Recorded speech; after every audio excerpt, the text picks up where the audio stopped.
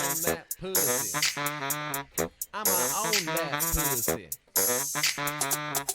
Like you supposed to. Dope stick. Now come here, let me dope you. Welcome, ladies and gentlemen, to another episode of the Buddycast. This is a very sex-positive episode, as you can tell with our intro. Sitting across from me is my co-host, Mr. Aaron Chase. Yep. As per usual. Today, we have a very special guest. Aaron, I'm not going to let you introduce him because you don't know how to say his fucking last name. I agree. So, ladies and gentlemen, thank you, Mr. Gerardo Alarcon. Is it for real? Is that for real? There was a lot of confidence going into that, and I'll take it. But it's I tried to mesh how he likes to say it with how it's supposed to say, because you add like 6 R's when you say his name. I say Alarcon. yeah. Yeah, that's wrong. I don't know how. Why are people calling me? All right, yeah, it's this is probably being weird. So, talk to him while I figure this shit out, Aaron Chase. How do you pronounce it? It's Gerardo Alarcon. So Gerardo Alarcon. Alarcon. Yeah. Alarcon. And then my email doesn't help me out because my email is Alacran. And so people call me, and then it turns into Alcaran. And people call me different things. But I love making jokes about being mad about when people. Oh, but you're not say actually upset by it? No, but it's Okay. fun to make them believe, dude. That's fair enough. Is- Where's is it nationality? Race? Oh, I'm Mexican. My mom is my mom was the first in her family born in LA. But my dad is from Durango.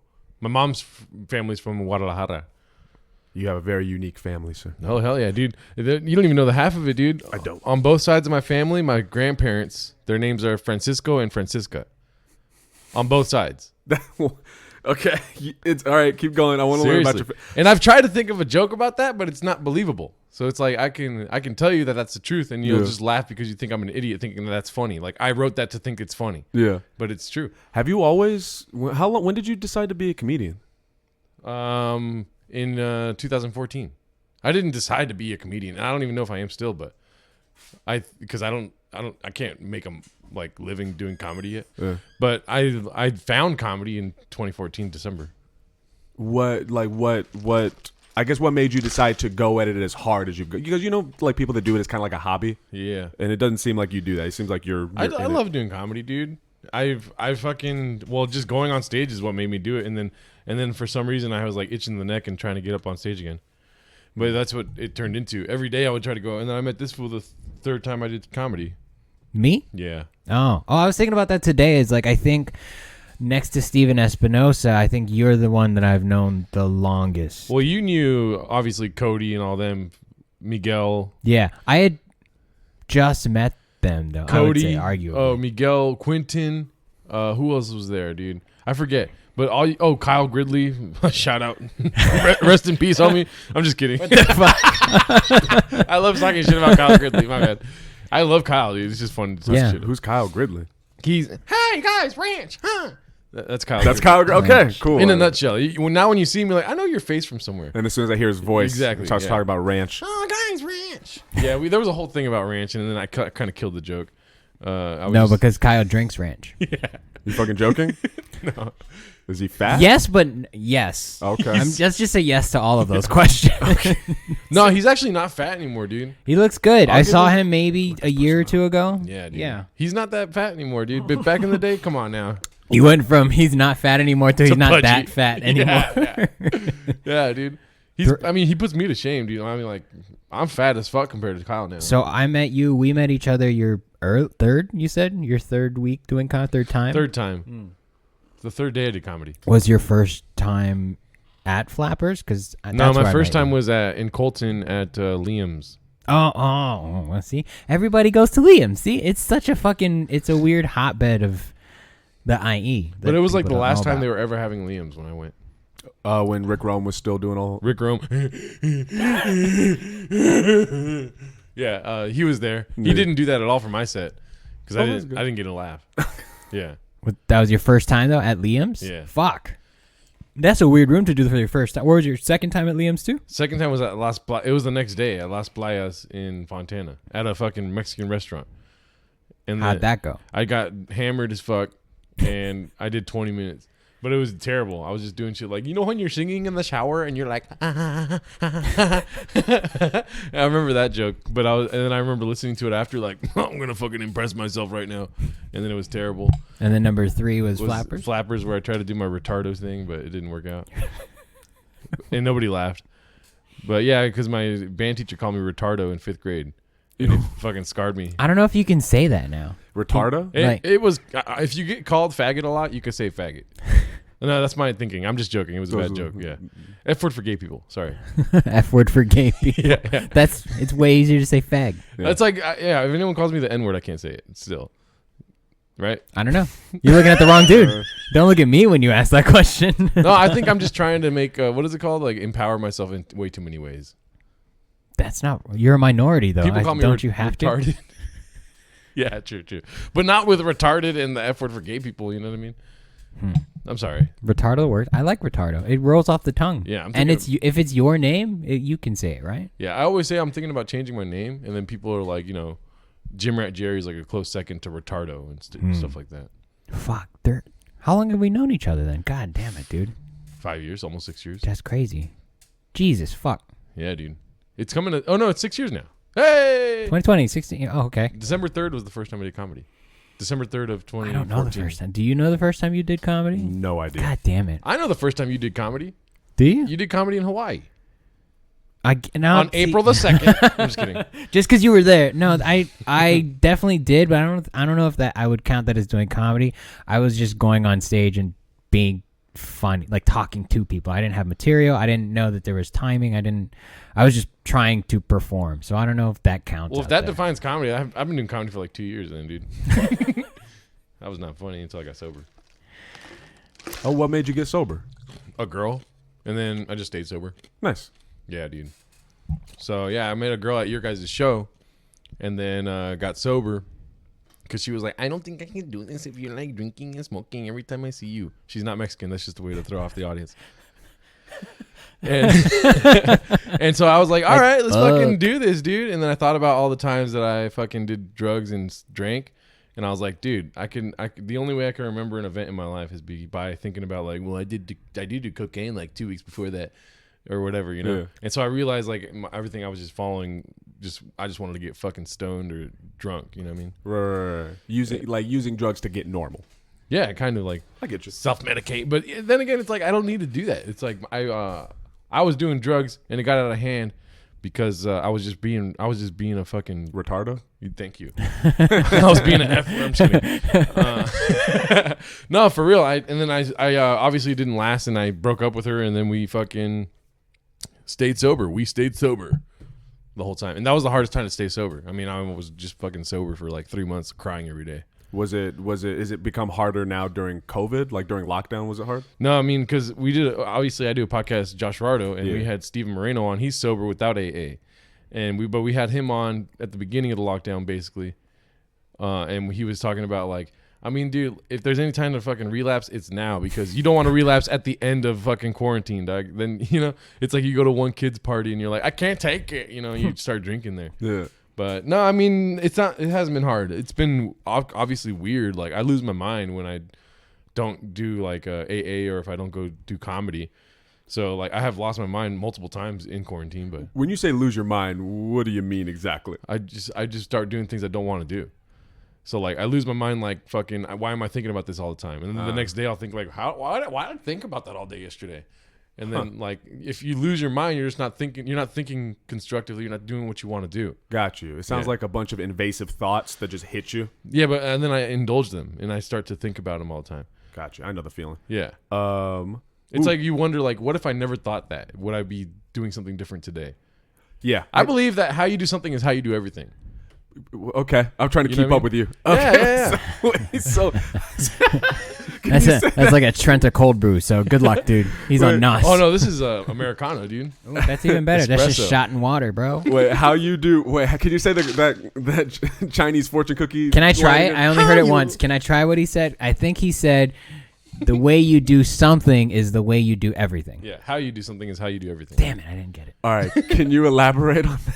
Yeah, like if I'm gonna, I don't know if you can go as far as you want with it, But how you do something is how you do everything. Like if let's say me and you want to go to the movies on Friday. Okay. And I'm like, I'm fucking there, dog. I'm already there, fool. I'm waiting in the parking lot.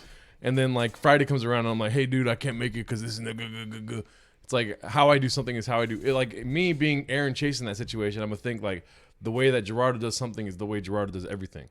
So it kind of like helps me associate with the people I want to associate with, and also how I wish to be perceived by other people if I really want to care about that. How I do something is how I do everything. I don't know if that. No, I get it. That speaks to me like Aaron's on just a different level. Aaron's a little retarded. I'm retardo. Retardo Chase. I think I get what you're saying. Yeah. I think as the conversation, I'll figure it out. He doesn't get it, is what he's saying. Give me a second. I got paper here. I'm writing it down like a math equation.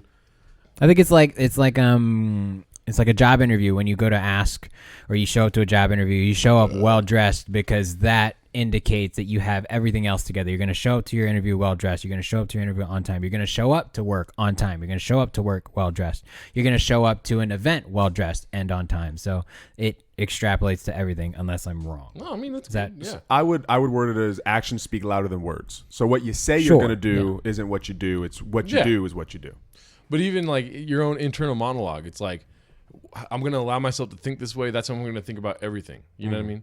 So like I need to just continue to just work towards an objective or a goal that you have, and don't let anything change the way you want to be. Are you like a Would you? Am I spiritual? Yes. I'm just kidding. I saw the Scorpio tattoo or whatever. Oh no, this is from my grandpa. It's a scorpion. Nice. My last name is Alarcon, and and that's Alacran in Spanish is scorpion. there we go. Yeah. 40/20s when he was born and died. Huh. Are you like a positive person? No, I mean not really. If you would ask like girls that I date, they would say no. But yeah, no, my girlfriend doesn't think I'm. She's like, you're always complaining, you know. But no, I am positive, I guess. But I just, you know, when it comes to certain things, it's hard for me to joke around. And I realized that like I was seeing this one girl and she was like, I want to be on your podcast. Every girl I date is Mexican, by the way.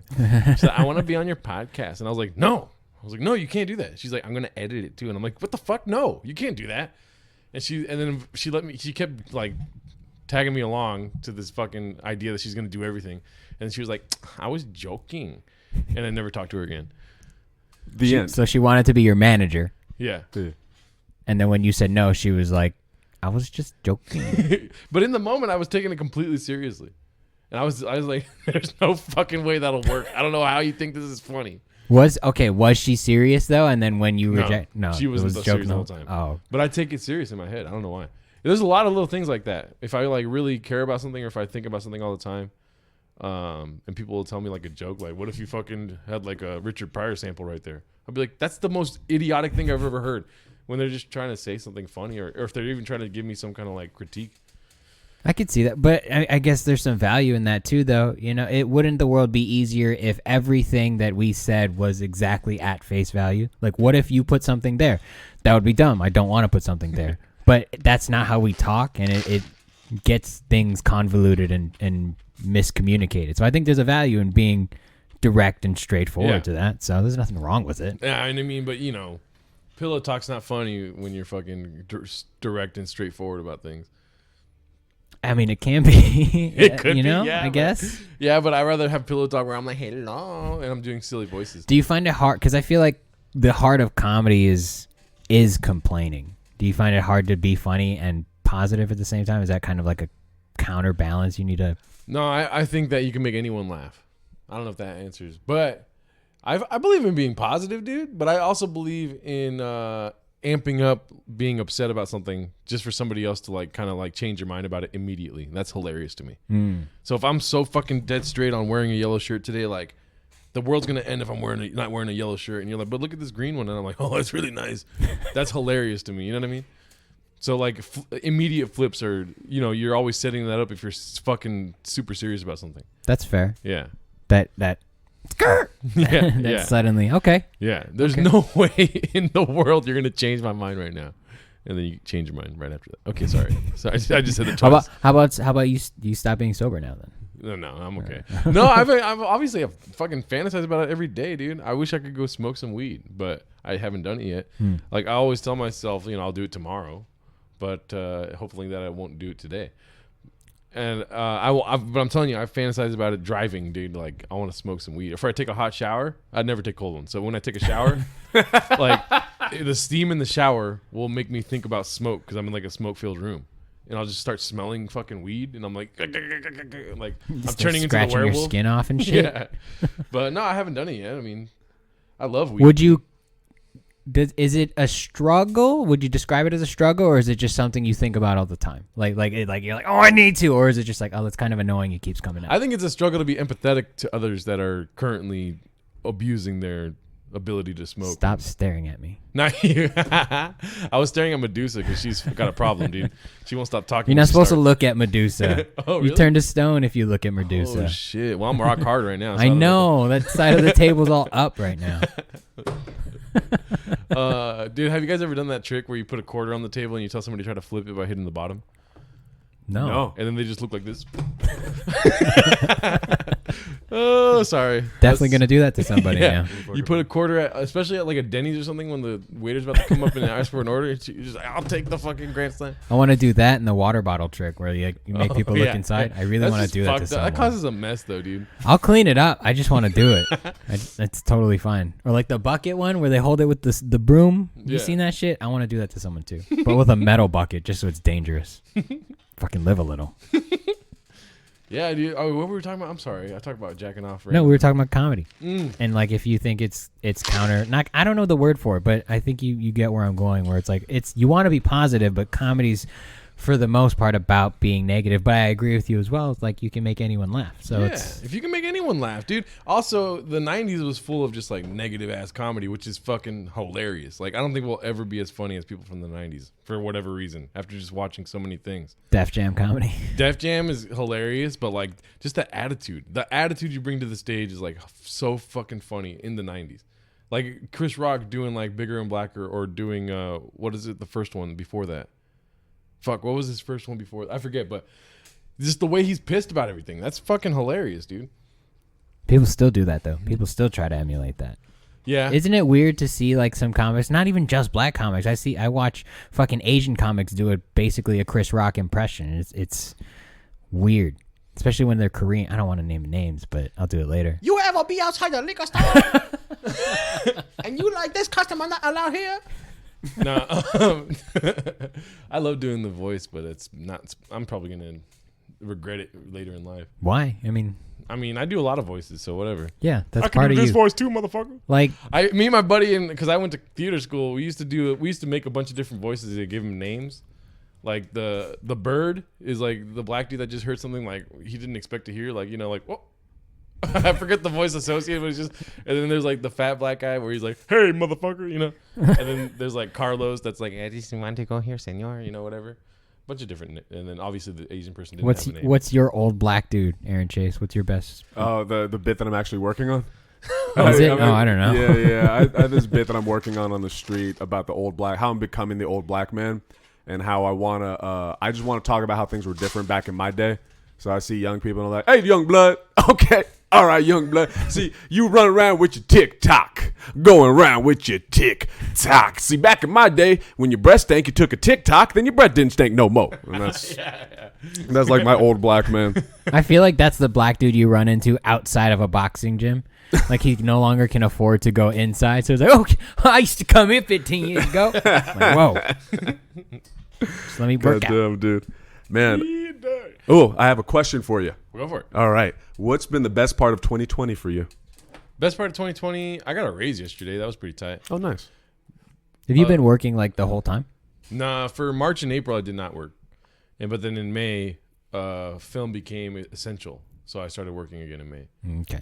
And since May, it's just been fucking. And you're doing you're setting up, you're like gaffing lights, or what are you doing? I am an award-winning gaffer, but that's neither here nor there. No, I'm a operations manager for a grip and lighting company. Okay. So I set up packages and send them out, and then QC them when they come back in. I don't like working on set, especially dude. If I was only doing that and I wasn't like an operations manager, it would be dope to work on set, obviously. But even then, it's like 16 hours of your day. Jesus. For however many days you want to work. So, and it's good money too. But then if I were just to do operations, there's a chance that I could work 8 hours a day and then I can handle the things I need to handle at home as far as what I want to do. Yeah. Yeah. That makes sense. Do people get like trapped in that kind of like work or something? Because I could see that becoming just the busy work of entertainment. You know, just this is a job. I'm in and around it. It's fine. Yeah, but it's like how you do something is how you do everything. You know, I'm learning so much every freaking day, and it's like it's always changing. So like, there's so many things you can make parallels to what it would be like to be a comedian later in life. It's like, How so? everything's changing every day. Like your material is not going to be the same every day. Everything's going to be changing. There's something you're going to be dealing with every day. My material. And this is doesn't my change. fantasy of being a comic too. I don't know what it's like, but I imagine that it's not going to be, I'm going to make a burger today and then like somebody's going to, not want ketchup one day. You know what I mean? That's not a change you can like, I don't know how to say it. It's a very dynamic workplace. It's Okay. like you have to be able to adjust. Yeah, adapt. to the situation. Yeah. Okay. And I love it, dude. I love like cinematic lights now. I never thought I'd say that. But they Fucking nerd, bro. Yeah, dude, well, watch out. Does it like change the way you look at movies when the lighting is off? Yeah, I mean, dude, but it's like I'm such an idiot still too though. But I like how much I learned. You know, like in 2020, I didn't want to work any more music video or no. In 2020, I didn't want to work any more film, like on set stuff, because there's days where I'll work a 22-hour day because I have to work operations and on top of coming back from being on set for however long a day. And then also we have different clients. So like one day I worked a fucking BTS music video. And then the next day I had to do a Subway commercial with Brat. And I fucking showed up late that day because the BTS video was 22 hours. But they don't have communication between each other. They don't know like what the turnaround is of like a work day. So I only had like 4 hours in between. And so I accidentally slept in. And that shit got to my head. And I was like, I don't want to fucking do this, dude. That's when you're wasting away. You're just like not even sleeping right, dude. Yeah, I get you. But no, so in 2020, I decided, obviously, there's no decisions that stuck around, but I was like, I don't want to work on set anymore in 2020. So starting January, I didn't work on set, and then March hit, and then May came, and I was like, fuck it, I want to work on set now because like I can't even do comedy, so why am I not working on set? And so I did one music video, and I was like, wait a minute, I didn't realize why I don't like doing this. And then I worked a music video for ASAP Ferg and Made in Tokyo. Right. And this fool, I'm best friends with ASAP Ferg, and it's no big deal, but he's, he can't stop calling me, dude. Anyways, he had me take a picture of him on the roof. He was like, hey man, use your phone to take a picture of me, see how fly I look, motherfucker. You know what I'm saying? He add a motherfucker at the end. I did. I added it. And then I took the picture and I showed him. He was like, see, look how fly I look, And then I was like, and then he's like, thank you, man, whatever. I was like, and he made some kind of joke. So in my head, I was like, can I keep it? And he looked at me like I was fucking crazy. He was like, like, why are you going to keep that picture, man? He's like, now I don't want you to keep. He didn't say that. He was like, yeah, dude, I don't give a fuck if you keep the picture, dog. And then I just show friends randomly. Like, I have a picture of ASAP Ferg on my phone. Yo, check my best friend out. That's how you should know. Yeah. I do this whole thing about he's my best friend. He told me yesterday that his dog died or whatever and stuff like that. Sorry. What's your plan for stand up? Like once I don't know for stand up comedy. What's your plan? I mean, I love doing stand up, dude. That's like. Have you done it at all this year? Really? Yeah, I've done it. I think a total of 6 times now since March. Obviously, before March, I was doing it at least once a week. Yeah. And I mean, I'm not writing bits. There's no need to write when you can't perform. Like, what am I gonna do? Like, fucking, I don't know, talk to Josh about my bits or whatever. I mean, yeah. My roommates. I do like being funny though, dude. Being funny is hilarious. And if you know the formula in your head and you could just make the formula the way you talk, then you could be funny at all times. And you could just trust yourself. That's what I want to do. That's my plan, is like just to have complete trust in myself. When you say know the formula, what do you mean? Like, let's say someone doesn't know at all anything about comedy. How would you describe it? Just like, I always told myself when I was a kid, I love making people laugh, And I always tell people, like, you just have to like fucking say what they're expecting and then like say something they don't expect, fool. I would tell like my cousins that. Yeah. They're still laughing like, oh, we don't fucking care, But no, the formula is obviously set up punchline. But there's emotions to comedy. There's a way to fucking there's a way to talk in an SPA kind of thing, set up punchline and then like an act out. If it's that funny, then it gets an act out. Where it's like, I need to see what that's like, then you get an act out.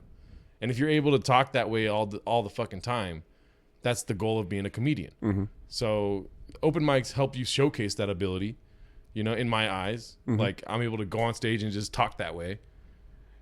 But living every day of my life, I need to practice doing that all the time. That's my open mic. You know what I mean? Yeah. The showcase of it, I don't think any of us are ready for showcasing at all. Because honestly, too, like, what are we doing it for, dude? Like, there's no reason to do it. You got to create the reason. You have to create the demand. Mm-hmm. Like, this food is that funny where it's worth it, dog. You know what I mean? Right. And so I don't know if I'll ever make that, but obviously I'm going to try. No, I know what you mean. So when you walk around, your switch is on because that's your open mic is 24/7. I don't want to be that guy, but no, when it's appropriate. Okay. Like obviously I work and I have people that expect things from me, so I'm not going to do that to them. Right. You're not But gonna also when there's no open mics around and people are at the shop and I'll make a joke that I was thinking of all fucking day. Mm-hmm. And find a way to get to that and make it seem like they thought of the joke because like I just sprung it on them, you know what I mean? Right. And I'll do that, and that's what I'm talking about, dude. It's like, you know, always being on, I think is too much to say. It's like because that's a turnoff. Mm-hmm. This fool is always on, dude. Oh my god, you know. Yeah. But if you're just doing it for yourself, you're not doing it for people to think that you're. Oh, this fool must work a lot on fucking comedy, fool. You know, like. Why not? I don't know. I don't see the reasoning behind like. Yeah. I mean, this is something we talk about on our podcast all the time, where it's like, we think people just want people to think they're doing things as opposed to just showing them what they made. You know what I mean? What can you say? You have a lot of beautiful quotes. Can you say that again? Can you say you? Well, you're gonna first get of a all, Gerardo sleeve, just tattoo all his quotes on yourself. like fucking sharing a story where it's like Act 1, Scene 1, exterior, and like coming soon, we're in the works, fool. It's like They just want to see the scene. You're just quoting my script that I sent you, fucking asshole. Anyway, that's what I was gonna bring up next. It's a beautiful script. It's better than what you wrote when it was just blank, fool. No, I'm just kidding. I mean, just the people. It's like obviously there's some kind of like satisfaction to.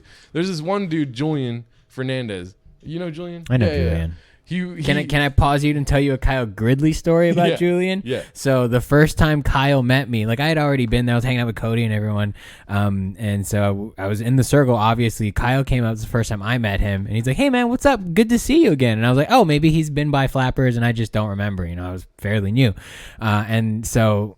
From that point on, we were kind of always just friends. And then like a year, maybe two after he had told me, or after we had met, he told me, "Yeah, dude, I thought you were Julian." Like he didn't even know who I was, and he just said hi. And apparently we look alike, but my last name is not Fernandez. Dude, that Evil Morty song comes on. I thought you were Julian. Anyway, Julia Fernandez. I'm sorry. I paused your story. No trip. I love stories about Kyle Gridley, dude. Kyle Gridley fucking came on our podcast and took a 45-minute shower in our apartment. During your podcast? No, before it. Oh, He's like, Hey guys, can I shower? Is there any chance you have like a ranch setting where I can just shower in ranch? And he brought his dog too, and we have a cat, and so he had his dog in our little tiny ass backyard. Like the backyard is as big as this table. You know what I mean? And the dog is just back there, like being like a little Kyle Gridley food, like annoying the shit out of us, dog. You're making me want to meet Kyle Gridley so bad now. You're not gonna like him, dude. Why wouldn't I like him? Because he gets off to people not liking him, dude. Oh, that's weird. Is that wrong to say? No. He gets off to that shit, dude. I told him once, I was like, "Hey, my homie Joshua Watt hates you," and he's like, and then Josh was like, "Why would you tell Kyle that?" I'm like, "Fool, you just went up in Kyle's book, dog. I got you points, bro. I put in a good word. Yeah, dude. No, but anyway, sorry. I just had to say that. Shout out Kyle Gridley, KG Baby. I gotta find him. He wants his nickname to be KG Baby. I'm okay with it. I'm down with it Yeah. too. I wanted to be Kyle Fathead Gridley though. Anyways, I like Kyle. He's always been his genuine self. That's why there's nothing. It's funny. Yeah. Julian Fernandez shared this story post once and was like, "Hey guys, I'm thinking about making a Twitch/YouTube channel. Like, would you like to? Would you guys tell me why you guys would subscribe or some shit like that? You know when people say like who's the best artist of all time and why is it Kanye West? You know what I mean? Like that kind of shit. Like, and why would you subscribe? You know what I mean? And it was like a poll, like, should I do it? Yes or no? And it's like, dog, fucking do it.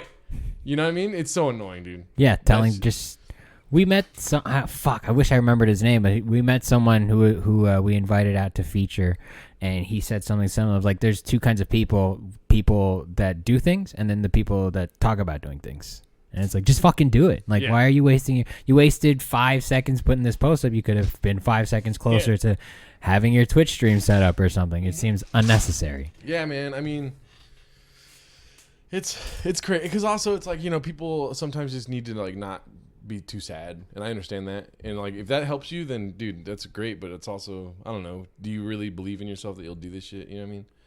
Yeah, if you're not going to do it for you, why are you going to do it? That makes sense. It takes a lot, dude. I mean, we do our podcast twice a week, and I work like what podcast is it? Josh Rardo. Yeah, dude. It's crazy like how much. Obviously, like the name is crazy. Josh Rardo. It used to be called Josh Rardo Mike Alarcons, which is a crazy fucking name. It's just our names put together, Josh Michaels and Gerardo Alarcon. That guy's cool. But when we first did it, it's like we named it Josh Rardo Mike Alarcons because we didn't want people to find it. Like, if our podcast would have been like, what's your beef, dog? You know, or something like that. Because it's a beef podcast. If you guys want to check it out, it's everywhere. I'm just kidding. But we didn't want people to find it. We were just practicing, you know, being podcasters. Yeah. Or whatever, being funny comedians.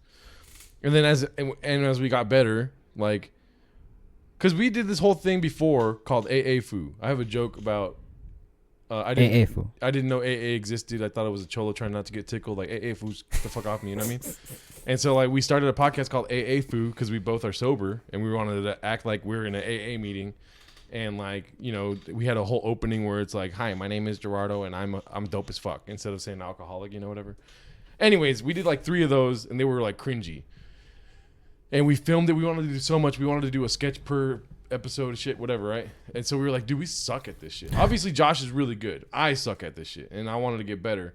And I thought of Josh Rardo Mike Alarcon as the name because we were tired of not doing a podcast. We wanted to do a podcast. We obviously live together. We fucking are hilarious with our friends there at the apartment.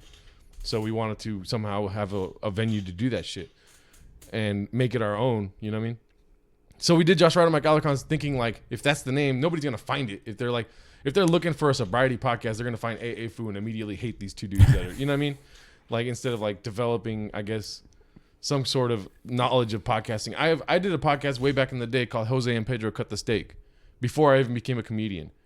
About we would cut the steak, meaning like reviewing movies. And then like the rating. Oh, I thought you guys were legit cutting steaks. I was like, tell me more about the cuts. Was it a ribeye? No, like we cut the steak. Like it was us in Mexican accents. My homie Ahmed Majimedad, his name's Ahmad Salama, but I call him Ahmed Majimedad because it's funnier.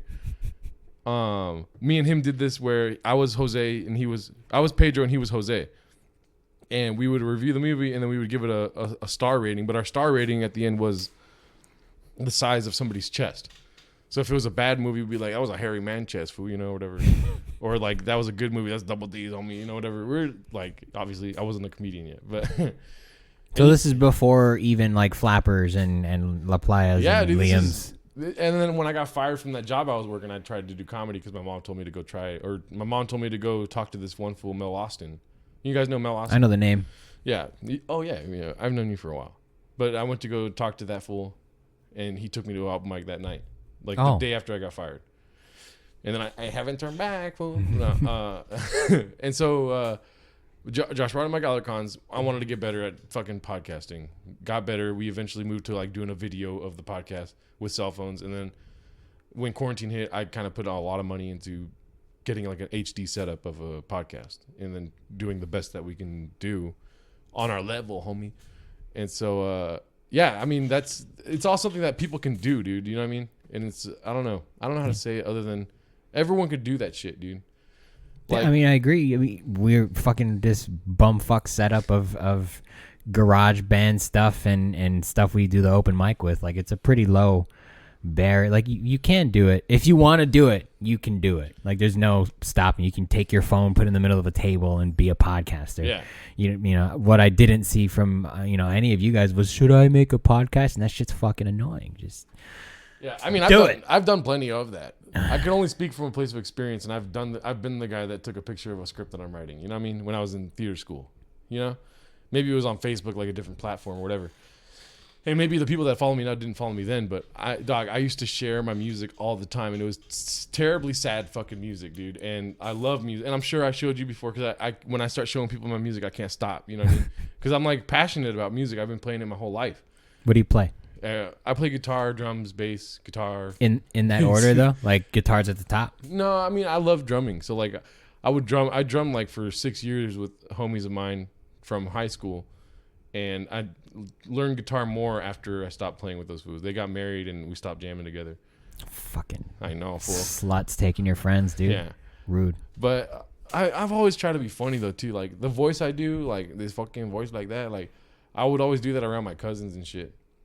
And then there's all this talk about like Latinos need to have like a stronger fucking, representation. Like this voice isn't helping us when some fool's saying that shit in that voice, And also like when my family gets drunk, like, yeah, they have their fucking whitewash ass voice when they go to work and they have to like, perform. But when they're chilling at the house, they like talking like fucking like this, fool, you know what I mean? And I enjoy that shit. I think it's funny as fuck, and I don't see anything wrong with it. I don't either. I think the one thing, especially in that group that you mentioned, that everyone had flappers, that I've been jealous of a lot of people was you've been very consistent. You, Cody, there's a few of you guys that seem to from the beginning kind of know your voice and didn't really struggle with it. Like Steven Espinosa as well. Like you guys have this charisma that's very uniquely yourself and your personality. So even if to some people it's a stereotypical Mexican voice, it's not, because it's still Gerardo being Gerardo.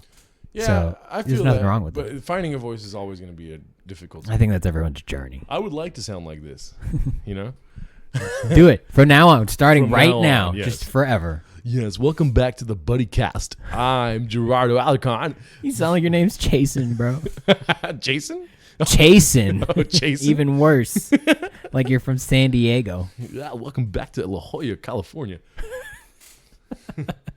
You have more questions? He's got plenty. You guys would be surprised, but I listen to like a lot of your guys' podcasts because I think it's fucking hilarious. Really? Yeah. He likes to cringe. Yeah, I think every podcast I'm in gets depressing. Really? Yeah. I don't listen to all of them. I listen to the Buddycast. Like, I don't listen to Aaron. No, I've listened to some of the ACMM. Why? You don't have to. But what is a MM? Is it like mental It's Yes. mental mamba, dog? Mental Matardo. it's my full name, Aaron Chase Molina Milbourne. Oh, I didn't know that. I'm like trying to think what the alliteration is, or what is it? Abbreviation is the whole time. Yeah, I was like, when it first came out, I heard it obviously, and I was like, there has to be somewhere where there's some reason. Yeah. Aaron Chase Multimedia. Yeah, right. Oh yeah. That's funny, man. Aaron Chase, Mexican man. I got a little bit of Spanish in me. It basically counts. What's your thought process like? I ask because you're like a Gatling gun of words, and I'm sure you're aware of that. What the fuck? What's going on in your head? I like people thinking I'm crazy. Well, okay. I don't know if that answers the question, but like my thought process, it's a scatter. I'm a scatterbrain, dude. Mm. Like if I were to put a stamp on what my thoughts are all day, it's just like, it's obviously like I try to focus as best I can when it comes to work, and I would like to consider comedy to be work, but it's not easy to do. Mm-hmm. It's because you don't get paid for it. But my thought process is just, man, it's a hard question because I guess I'll reword it then. Yeah. Like when you were saying, like you just gotta, you said you have to talk funny. If you know how to essentially talk funny, you can insert that setup punchline style and go from there. So when you flip on that switch and you're like, I'm talking funny now, what's happening in your head? I think it's funny for somebody to not know how smart they are, but say something very smart. So if I'm talking like this and I like say something pretty smart, but then I like kind of like don't have confidence in myself, Yeah. the whole time, I think that's hilarious. And then also it kind of like strays away from the stereotypical like this Mexican dude keeps talking, won't shut the fuck up kind of thing. Because I felt that way before too, dude. I mean, I'm around a lot of Mexicans where it's like this fool's either drunk or just doesn't know what he's saying over and over again. And I talk that way too. I know that people in conversation with me will just tune out. You know what I mean? They'll just be like, yeah, this fool is just like repeating the same thing 3 times. He just keeps saying how you do something is how you do everything. No, but so like turning on the voice and turning off the fucking my silly ass voice. I try to I have a theory that coronavirus happened because I stopped doing the Mexican voice on stage. Is that what happened? Yeah. You can't prove that theory false. This is true. It's true. I mean, when I went back to do stand-up, I tried to bring back the world by doing the voice again, but it didn't work. Nah, that's a silly theory. It's not real, but coronavirus is real, but not the theory. Anyway, sorry. Okay, no, time out. Yeah. Flag on the play. Let me just go back real quick. Let me rewind the tape here. Right there in that moment, that is like, it's so like. That's a lack of confidence. Maybe it's constructed, but it's like, I don't have confidence in what I'm saying. That's fascinating because you seem very confident in what you're saying. Yeah, but I want to have the illusion also. Okay. Because like somebody that talks that way doesn't have confidence in what they're saying. Mm-hmm. But like I said, if you try to work it towards it every day, like maybe I'll say something that I know isn't what I meant to say, and then I could say something after that where I fucking contradict myself. You know, like the voice isn't real, coronavirus is real. Mm-hmm. Like that's what basically everything I said made sense. I guess. Roll the tape back. Let's just stop. I don't know. I don't know how to say it. I mean, dude, I went through a phase where I read the Comedy Bible by Judy Carter. Mm-hmm. I don't know if you guys read that. I know of it. Okay, I read that shit, and I did the fucking worksheets. I was with Josh Wad. We did that shit. Deshaun Raw. We sat around in a circle and we worked on this fucking Comedy Bible. And then people talking shit about it, and I'm like, you know, I don't give a fuck what you think. I like what it's doing for me, dude. You know, but it basically tells you the I don't know how to say it. I guess the formula, squeaky chair. I guess it tells you the formula of how to make a joke, but it also tells you like the goal is to just talk this way. Yeah. Comedians talk like this. It's not just the jokes they're writing. Right. It's how they talk in real life. And I don't know how and you know, like I said, off and on, I don't know what off and on is. I make too many jokes with my girlfriend. Yeah. But I still am like working on this muscle. And if I'm able to make her continuously laugh, it's like I'm building like a repertoire with one audience member. You know what I mean? Like in my mind, she's gonna dump me if she hears this. No, I'm playing. Oh, I'm an audience member, bitch. I don't know. I don't know how to say it other than that book. You know, basically what the book says. I'll give you the cliff notes. Fucking stupid asses. I'm just kidding.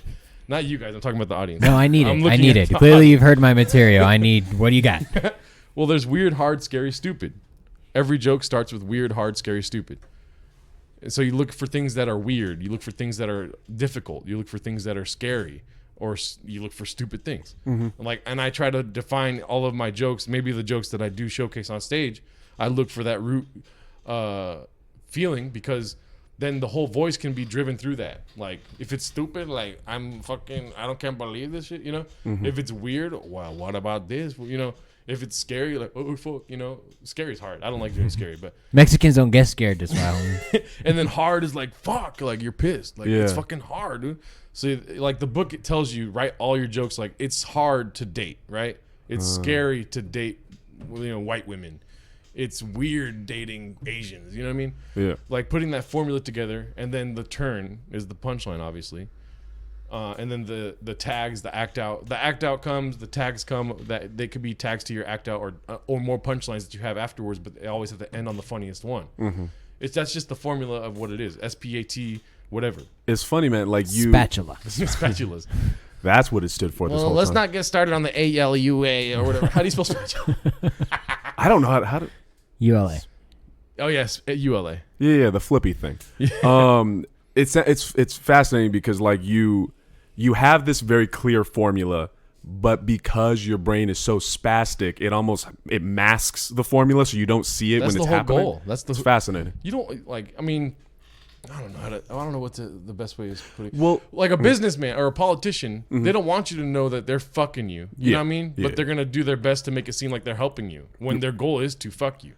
You know? So someone like Anthony Jeselnik. I'm not trying to fuck anyone. Sorry. Yeah. Except for your girlfriend. Yeah. Someone like Anthony Jeselnik, who you know, like, okay, we know that this is a joke. Mm-hmm. What is your philosophy there? Because you're about masking it in conversation, and he's about literally presenting it as a joke. What do you feel about that? I mean, Anthony Jeselnik is like, he's like more on a bigger level of like, it's always getting funnier. Mm-hmm. I don't know if it's him going further. I think it's just getting funnier. Like he's so good at the craft of writing the joke that he doesn't need to mask it. Yeah, I mean, also there's like that traditional. I don't know. I'm trying to find what I want to do. Right? Yeah. So like Anthony Jeselnik, like obviously he found what he does. Like he's fucking AJ, homie. I'm just kidding. Nobody calls him that. That's your best friend. You call him that. yeah. Me, him, and ASAP hang out all the time.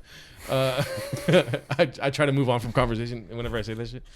ASAP loves me, but no. Anthony, do you have a picture? Yeah. Yeah. He's on the roof, right? Yeah. That's how you know he's your friend. I'm like, can we take a selfie now? Yeah.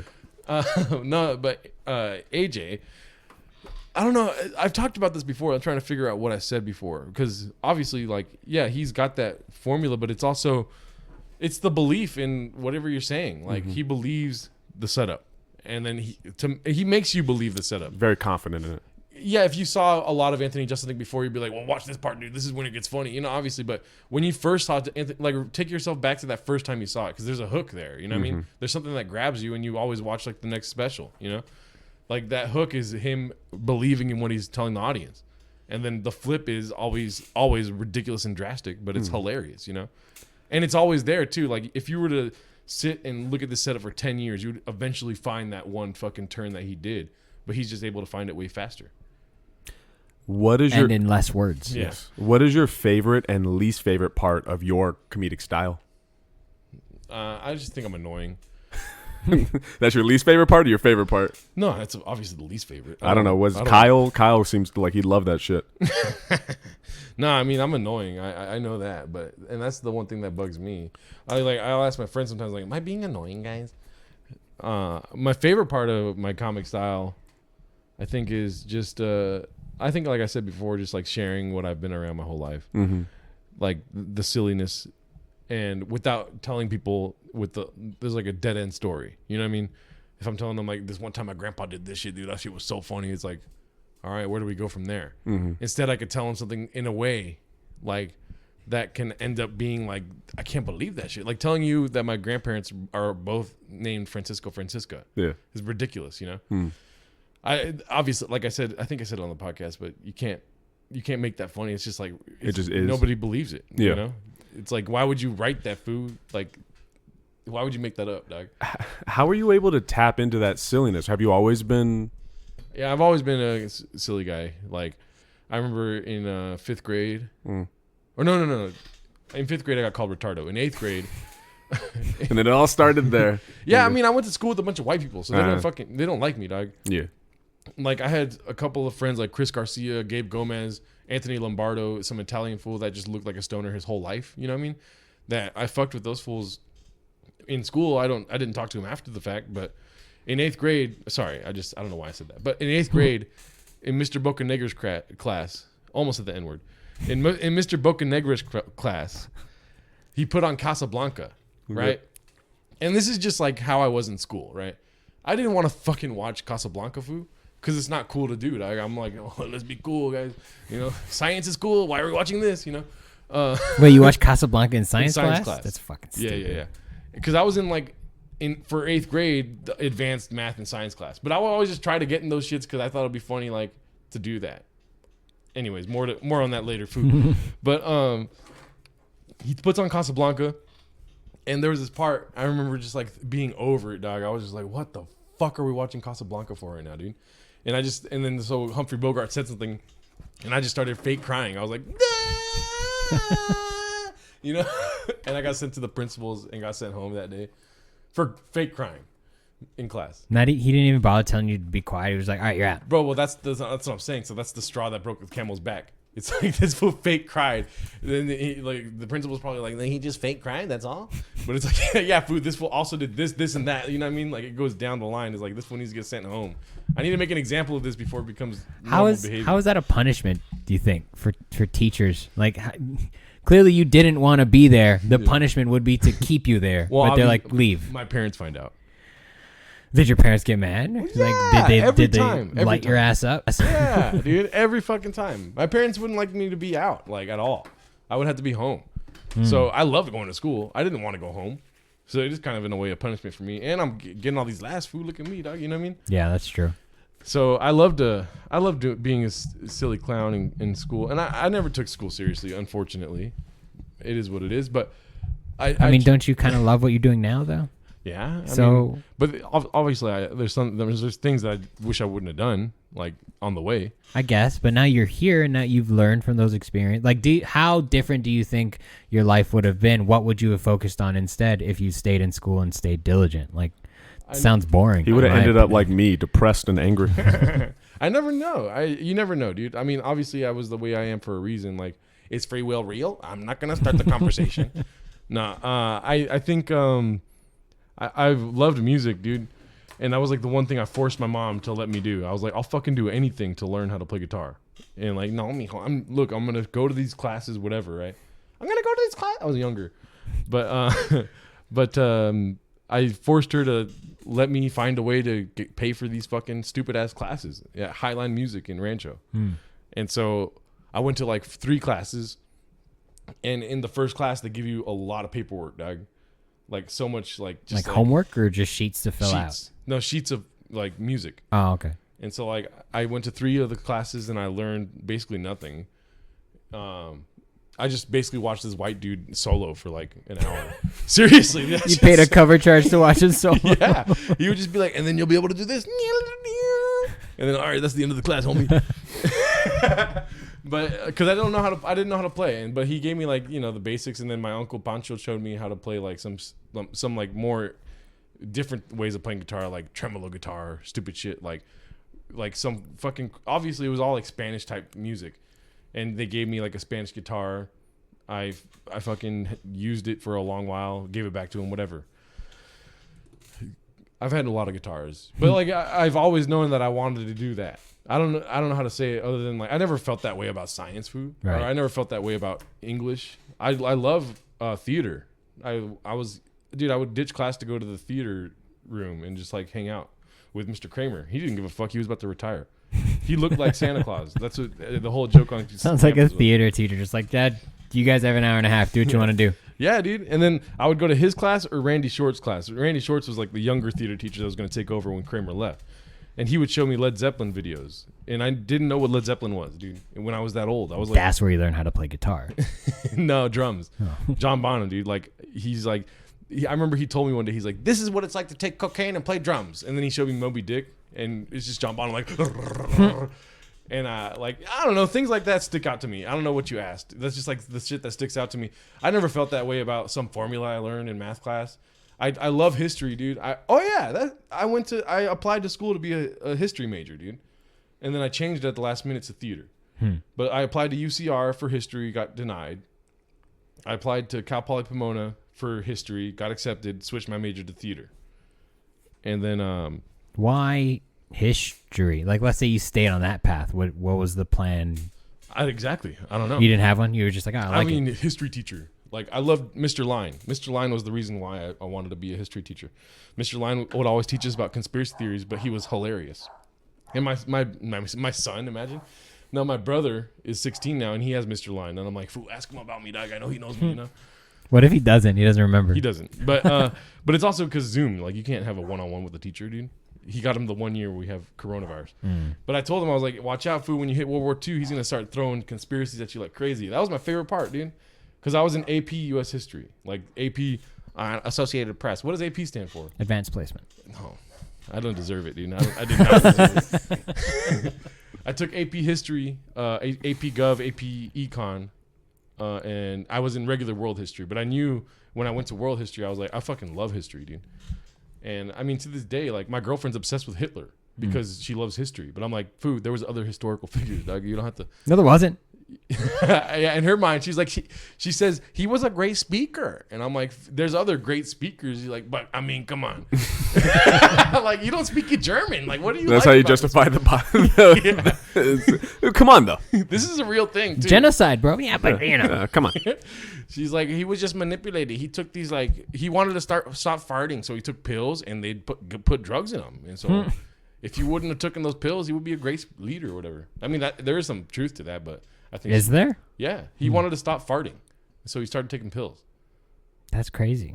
I looked that shit up. I mean, not right now, but why would a guy want to stop farting? I think it's hilarious. Farting's amazing. Farts are fucking classic. That's the height of comedy is a fart. I'm gonna be like the Martin Luther King of farts. I have a dream But one day, poop humor will be funny. Poop humor is always funny. There's some comedians that don't like it. Well, they're shitty comedians. Puns. They're like, do not call me that.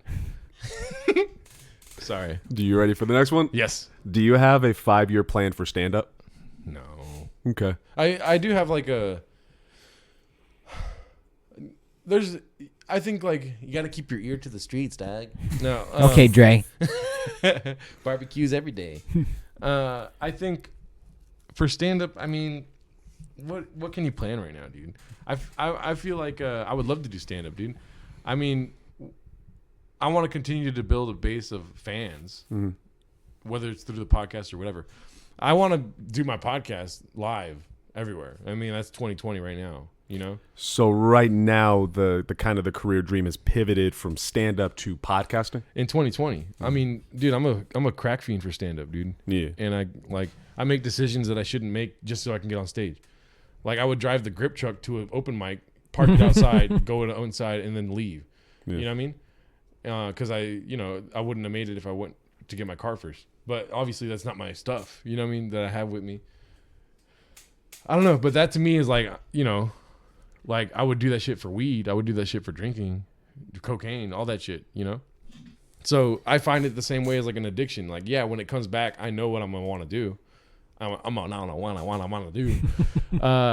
I miss it, food. Like, obviously, like getting sad about it is another topic of discussion. Like, that shit sucks. I mean, and I get mad at Aaron too because he says that you don't enjoy it, or you didn't enjoy it before. Now you could just kind of go up and do your thing on stage. Wait, what? Remember? Do you know what I'm talking about? Like, now you could finally enjoy stand up because you don't have to produce the show. Yes. Then don't produce shows. Yeah.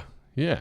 I agree. I mean, yeah, you could probably pivot now to that, but don't let people know, dude. Like, wait, what do you mean? Like, do your thing, right? Like, produce a show. I told myself I'll never be a producer because I helped produce a show in Covina, and I was like, yeah, I don't want any of that. I don't want to do any of this. Yep. So like, I made that decision that day, and I want to produce a show for the podcast, but I can somehow, factor that in my mind as like, it's not stand up. It's this other thing, right? Mm-hmm. But I don't know. I don't know why. I just wanted to say that bugged me. I fell into do you want me to explain? Okay. Yeah, I fell into this producing hole because I was coming from San Diego where there weren't many mics where I was. Then I came out here, tried to do a mic out in LA. I was like, I'm not driving an hour and a half to do 3 minutes. So then I was like, I'm just going to make my own shit out here. But then years go by. Then all of a sudden you have 7 shows and then you're juggling all of this. And it's like, if you don't do them, now you don't have a place to do stand-up. All these other people don't. So I just fell into this rabbit hole that now that COVID happened and I'm out of it, fuck that. So yeah. I agree. I understand the sentiment, or I understand the thought process behind it. But what I'm saying is, I guess like, it's like a dad saying like, oh, now that I have this son, these other sons, they can like fucking become homeless and never do anything, and I'll have this one guy to depend on. That's drastic, obviously, but but remember, like, how you do something is how you do everything, dog. That's why I believe that shit. Like, so you're saying me letting people know that I didn't enjoy doing it, make it funny to be like, I fucking miss it, guys. I miss it. Like, make that demand, dude. Like, people are. I mean, I'm outside. You know what I mean? I'm an outside listener because I live somewhere else. That's the only reason, dude. If I would live in Riverside, I would be all up in this shit. You know what I mean? Yeah. But just like create the demand. People love you guys. People love what you guys do. Oh, I'm sure it's there, dude. You know what I mean? I've only heard negative things about me. People that live here in Riverside love the fact fair that enough. They have all 7 of them. Yeah. Sorry, but it's creating a culture. Yeah, that's the culture you create. Yeah, if you live in Riverside, you have these things you can go to, and everyone that puts it on loves it, dude. You know what I mean? That was the only thing I think in my head where I was like, don't tell people you did. Obviously, food sucks to produce a show. You know? Like, that shit sucks. Yeah. I mean, you can go into, like, the weeds about how it sucks. Like, this food wants a fucking spot because it needs to go somewhere else. Like, why don't you just do it the same way everyone else does it, you know? But I guess, like, you have to think like a suit and not be a suit. You know what I mean? You have to think in a way where it's like, all right, I'm creating this culture. I'm creating this environment for people to feel safe and do comedy. Like, I mean, safety obviously is hard to find at open mic, but, you know, where they feel safe to say what they want on stage. And that's definitely what you have in Riverside, dude. Like the buddy system, I can go on stage and say whatever the fuck I want, dog, you know? Yeah.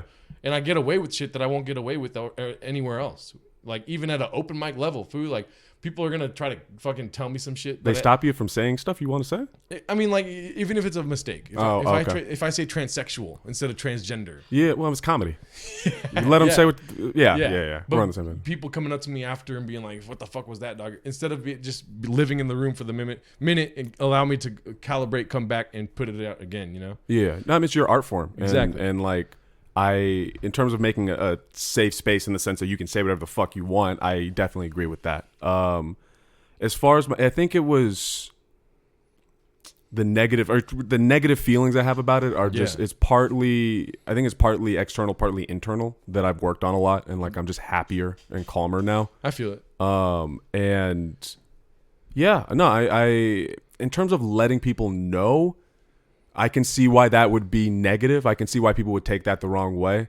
But I've come to realize like I'm just kind of being myself, and I just have a inadvertently blunt way of expressing my feelings that aren't meant to hurt anyone, but they end up hurting people, and I always feel bad about it. But it's just, I come to this place where I'm like, you know, I just am who I am. Yeah, I feel it. I mean, I don't know why I even wanted to talk about it. It's just like I don't know. It's just a feeling I got when I heard it. I'm like, dog, don't do that. Don't do that to yourself, dude. Like, you made something here. I'm proud of what we made. I'm just like, I think I'm done. You know what I mean? I don't know if you know this. I plan on moving to Chicago. I didn't know that. Yeah, I plan on moving to Chicago.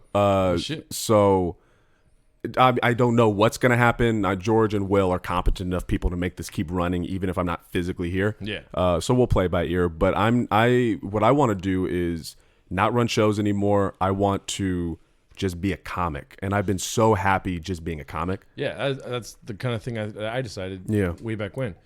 My whole thing with it was Bread and Barley. Mm-hmm. I don't know. You know Bread and Barley, the show that was going on in Covina at all? I know. I've heard of it. Yeah. So it was Joshua Wad got the spot. He got the place.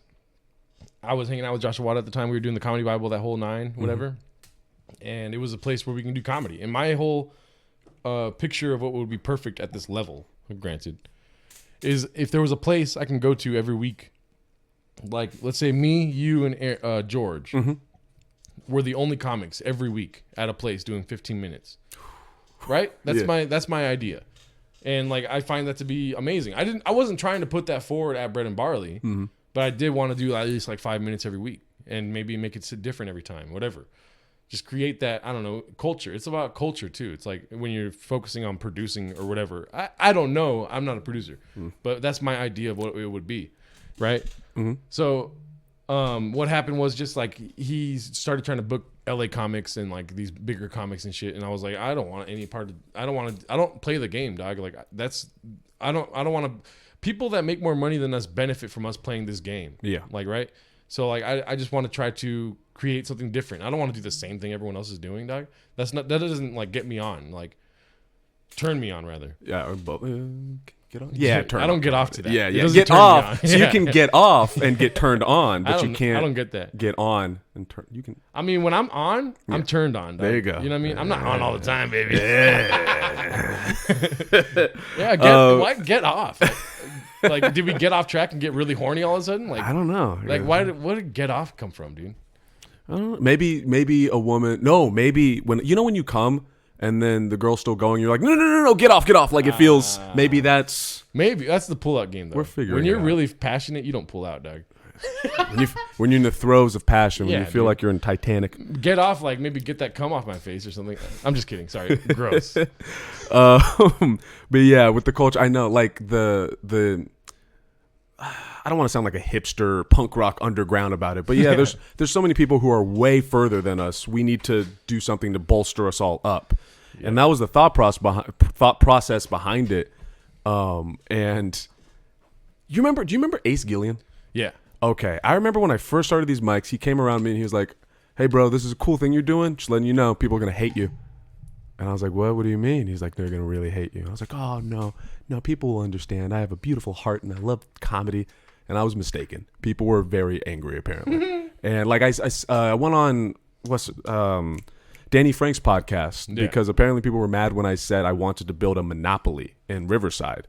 And little things like that, it just sort of, like when you have the best intentions and there is a group thing and you're trying to, with your sons and you're like, no, this son's the best, but fuck all these other sons. When you're trying to take care of all of these different things and you have the best intentions, and every time you try to make a step forward, you're hearing nothing but negative feedback about it, you get to a place where you're like, fuck it then. All right, you guys do it. I don't want to do it anymore. I'm tired. And I know that's negative, and I know what you mean by not bringing it up. Yeah. And at the same time, it's like, I think I've earned the right to say, like, no. This has been, in many ways, has been fucking great and hellish. And Yeah. I think people should understand that. So. Yeah, I understand, you know. I get it, but I think it's also important for people to know that. Mm-hmm. Where it's like, yeah, this is how I feel, as opposed to it becoming like a decision you made. I didn't decide to tell you guys. It's just, you guys know already that this is how I feel. Yeah. That's the decision I made, is I'm going to be open about my feelings about things, you know? I think I've been pretty open about Yeah. feelings. But also, don't let people fucking say shit that, like, don't let it change who you are. You know what I mean? Mm. Like, fuck Ace Gian. I'm just kidding. Sorry.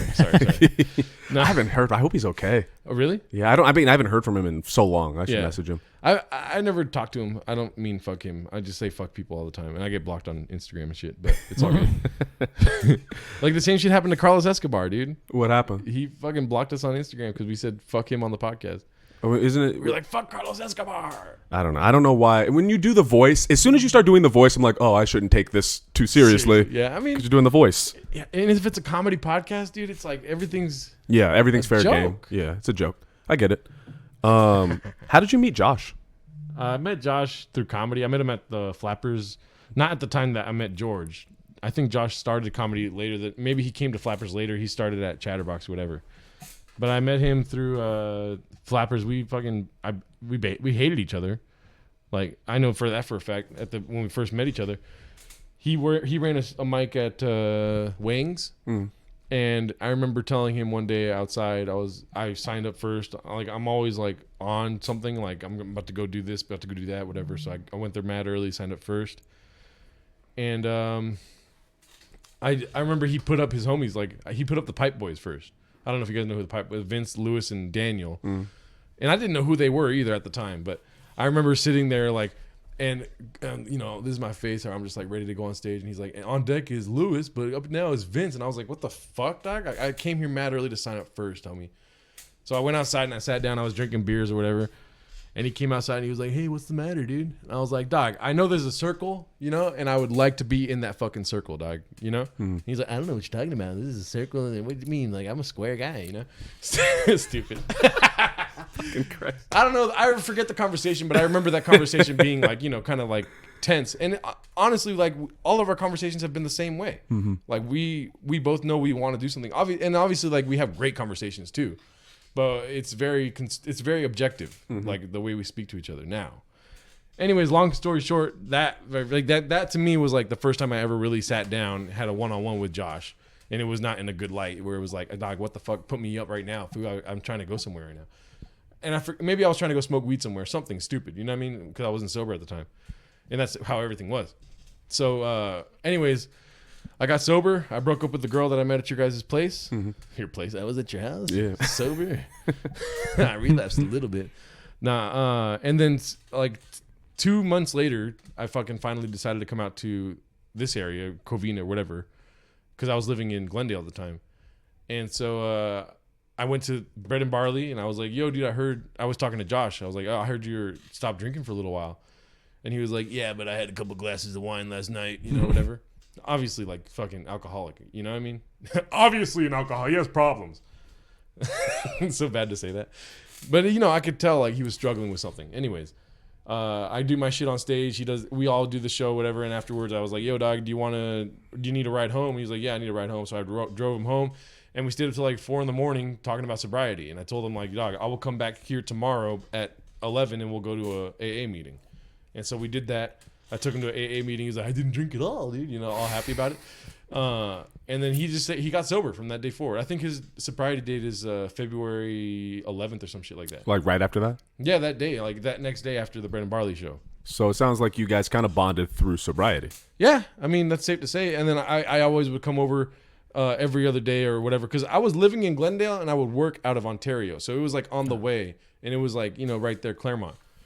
And he had just gone through a nasty breakup. I just gone through a breakup. It wasn't nasty. Come on, guys. That's why I broke up. It wasn't getting nasty. I'm just kidding. No, so we kept going to AA meetings, and then he told me like one day that the rent's crazy here. Like she moved out, and like I got to start looking for somebody to move in. I'm like, dog, where I live, there's roaches that sleep next to me, dude. I wouldn't mind sleeping here. You know what I mean? And so. And it's true, dude. I slept on like a bed of roaches. Like underneath the bed was just like dead roaches everywhere. Yeah. And I didn't know that when I moved in. Whatever, right? I just needed a place. Stand-up comedy life. Exactly. It's been the second place I lived with a good amount of roaches. A bad amount, but whatever. Good. Yeah. So, anyways, like I said, I told him, look, dog, I'm down to move. Like I don't want to live in Glendale. I work in Ontario. This would be the perfect thing for me right now. And so, yeah, in March of 2019, I moved in, and then I've been there since. Nice. And like, we started the podcast in July, Josh Gerardo. We were doing the other podcast right when I moved in because we were hot about AA, and I am still hot about AA. It's just I don't like doing Zoom shit because that shit's whack, dog. I tell you guys, my grandpa died, and like, you guys are just like, anyways, next person, Yeah. And then there's no conversation with one person afterwards. Like AA is like a different environment. In real life, it feels, yeah. So I talk to people about AA. Like my sponsor, Lewis, I call him a lot. And he'll talk to me about like the days that we met or shit like that. You know what I mean? Like stuff that keeps you sober, whatever. And anyways, yeah. So that's how I met Josh, and then how I fucking moved in and how we started doing the podcast. It is funny too, because at the Hideaway, it was like right before we did the podcast. The reason why we started a beef podcast, it's a beef podcast. We have beef with things, whatever people we hate, shit like that, right? Because you guys know Michael Gonzalez, right? Yeah, of course. Fairly large gentleman. You guys know who I'm talking about. I just keep talking about him. Type 2? Whoa, really? Oh, you don't know. Okay, don't talk about it. Got it. I'm just kidding. No, but he told me that too. Anyways, he was fairly tall gentleman. Anyways, he did a group chat text, a mass text, whatever it's called. He sent a mass text out at 8:30 in the morning about the mic that he had that night. And I woke up and I was like, to the text message, like my phone was like, whatever the noise is. Sound like Blue's Clues. Sorry, it's a R2D2. That's nice. I want to get that one next, dude. That's a good idea, actually. Sorry, I get so off topic. But he texted us at 8:30 in the morning, and he said, like, tonight's the night. We're gonna have a fucking open mic. But he said, like, hi, my name is Michael Gonzalez. This and that. The open mic's tonight. And so I said, hi, my name is Gerardo Alarcon. Don't ever text me this early in the morning. I quit comedy, in big letters, And then so he texted me like on the download, personal, and was like, hey man, you're a really funny guy. Like, don't quit comedy, whatever, and this and that. I was like, you're right, foo. I'm dope. I'm not quitting, It was all a joke, dude. It's like I woke up upset about a text message or whatever. And then at the Hideaway, he saw me and was like, hey dude, what the fuck was all that about? You're like, are you mad with me? I was like, nah, whatever, dude. And I just went upstairs to go smoke a cigarette outside. And then Josh was talking to him, and he was like, yeah, this is the most pointless conversation I've ever had, dude. And he's like, you got beef with this fool, whatever, right? And then so like I was beefing at random fucking stupid beefs with random people for no reason, just like that. It was no reason. It was just me sending something and they got mad about it. And then I was like, wow, dude, I'm the beef lord. I'm the beef inceptor is what I call myself. The beef inceptor? Yeah. That's a very fat phrase. Yeah, I would make people beef with each other by saying some shit to one person, and then they would beef with each other over the stupidest shit, dude. So I was the beef inceptor, dog. I'm in the inceptor of beef, dude. You got so many nicknames, bro. Jim Rat Jerry, dude. The beef inceptor. I mean, there's other ones that I don't even know about, dude. Sorry. Do you have any more questions? Because we got to wrap this up shortly. Yeah, I got one more. Oh, perfect. Perfect. Did quarantine change you? Or OG quarantine? Because right now we're in what the fuck type of quarantine is this? The quarantine strikes back. Yeah, there you go. We're in the yes. First part was a New Hope. This is a strike back. Well, did quarantine change you at all, or do you feel like you're pretty much the same? I mean, I guess you can just get sad.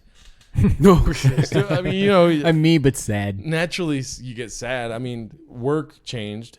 Things are completely different with work. Mm-hmm. Productions in general changed. You need to do COVID testing however often and shit, and it's ridiculous. Work changed because people don't want you to know that they're doing a production.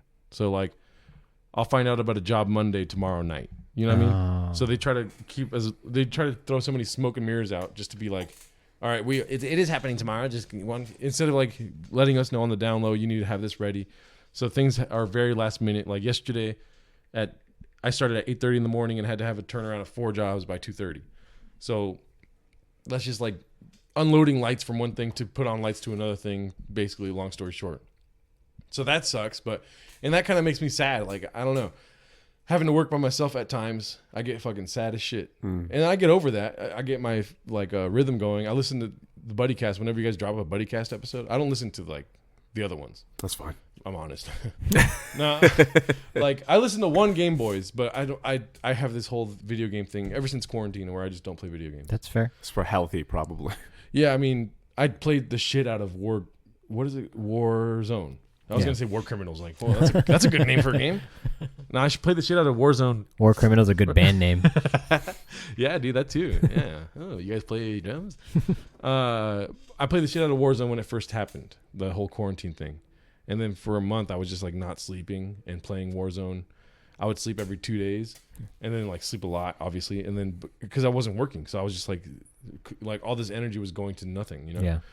And then I decided one day I was like, I'm not playing Warzone anymore. And I started crying about it a little bit, but it's all good. And then and from that day forward, the only reason why I put my fucking PS4 back together was to watch DVDs or whatever in my room, under the stairs. Okay, Harry. Yeah, that's right. That's my other nickname too, Harry Potter. But I don't know. Has quarantine changed you guys? Yeah. Well, I think it gave me an opportunity to reset, and so I can now work on being a better, genuine self because I was keeping busy pre-quarantine, like fucking 5, 6, 7 days a week. I didn't have time for me. Now that I have time for me, I could realign my priorities and just get my mind right so that I can do everything else right. So it's changed me in a sense of it's allowed me to slow down, but I don't think it's changed my core values at all. I think I already found those. So yeah, I think it changed me a lot, and fag. And F word for gay people. Sorry. Right. I know I'm homosexual, so I can say it. Cool. I would say that it changed me a lot. And George, you already found your core before quarantine. I just didn't. And so now I think I have. And the details of that, you could just listen to any other podcast on this fucking network. You don't have to, though. In it, yeah. So I don't really need to elaborate if anyone's already listened to it. Yeah, I feel you. I mean, other than that, obviously the podcast has changed. We did like a whole late night series of quarantine episodes. And then we, because we didn't expect it. We were doing like a whole woman season. And then it's all of a sudden like you're going to die if you see somebody, you know what I mean? So we just kind of couldn't do that. We could only have the homies on. And guess what? Spoiler alert, no homies are girls, right? Well, I've seen, I know you guys are doing something right because, I don't know where they find your podcast. You haven't said it yet. TikTok. Oh, yeah. I see it all over TikTok. But I do see it on Instagram and stuff, and your video looks great. Like, you guys have a whole production. It's cool to see people do it and not just talk about it, and to see people that enjoy it and do it well and do it right. So it's like, it's the people, who was it? Paul Masterlian is like the people that are staying the quietest are working the hardest, and I think that shows with what are you doing, 2, 3, 4 podcasts or something crazy? Yeah, I mean, I do Josh Gerardo. I have Willing to Negotiate, but that's just it's on hiatus. No, but that's just me talking, and that's my version of whatever stand up is right now, and it's not stand up either. It's just me talking and then finding funny things and putting it on Instagram. But you can find Willing to Negotiate. There's 8 episodes on my fucking YouTube. Ooh, Nick Lanny's gonna find it now. My sister's the only one that comments because she watches it with my nieces and shit. But I enjoy doing Josh Gerardo because we created this thing where it's like a formula where people get caught under the spell of it, and we could see it and we talk about it. Obviously, we try to enhance that however we can. I talk like the whitest person you've ever met when you come. And then when it starts, I'm the most Mexican person you've ever met, And so you see that in the beginning of the episode where they're like, what the fuck happened to Gerardo, And it's just the craziest thing to see somebody just freak out over nothing because you don't see the moment before, So all those kind of things, like I learned in theater, I try to apply them as best I can, even though I don't have the degree to show that I know it. You know, I don't know. I don't know how to say it other than, yeah, I love doing Josh Rado, dude. Like that shit's, it's crazy. Dope. Any big plans for 2021? Either of you guys? I'm trying to move Or to something Chicago. you're looking for? Okay, your Chi-Town move. Trying. Yeah. Fucking homeless. He's gonna go be homeless where it's too cold to live outside. I'll go hide under a bridge. Fuck it. Live at an open mic, dude. Yeah. Yeah. I'll go to Zany's. Stay out there. Start up your own open mic. and Fuck then- that. Nope. What about you, Gerardo? Any 2021 plans? Plans for your podcast? Any one thing you're looking forward to? Yeah, I mean, there's a lot of things we're looking forward to towards the future, even as far as like June. But like in January, we're going to start season 5, which if you're a listener to the shit. podcast, you know, like it's a different thing. Everything's different. But yeah, like The recording, the hosts, the channel, everything's different now. You gotta resubscribe. Yeah, we have more friends that are joining the podcast, like puppets, you know. So I bought another puppet yesterday. I have a problem, but I already said that. Yeah, yeah. Her name is Maria, but we're gonna change it. We're gonna change it to Vicky. The whore version of her? Yeah, Vicky. Vicky. What is it called? Vicky Valancourt. It has to be Mexican. Vicky Valencia. Valencia. Oh That's a yeah. good one. And we have Rick Shaney as a puppet right now. And, you know, I already made the song. Josh already made the art. Now we just got to wait till the season finale of this, whatever we're doing right now, to paint the whole studio over. And then we're ready to go. You sound like you got a lot of projects in the works for 2021. Just Josh Rado. Obviously, I work almost every day. And so that's it. I mean, Where Josh can they Rado's- find it? What's the social for YouTube. yours, the podcast? Everything's Josh Rado. And Okay. if you search Josh Rado on Google, nothing else will come up. Dope. Just two loners. It's a solid fucking word. Then that's if no Yeah. one else has it on Google, that's a good click through. Yeah, dude. All right, what's your social? Geloldo, Geloldo.